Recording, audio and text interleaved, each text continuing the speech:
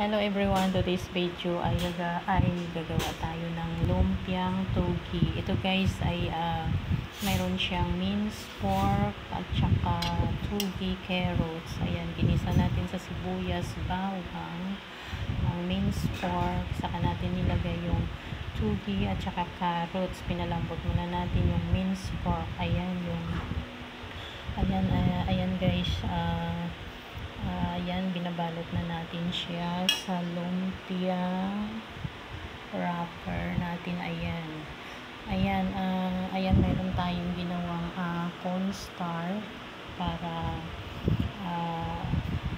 pangdikit sa ating lumpia. Ayan siya guys. Pagkatapos nito, ipiprito lang natin siya guys. Ito na siya yung ating finished product. Ayan, ang cute. Okay guys, yan lang muna. Thank you for watching my video.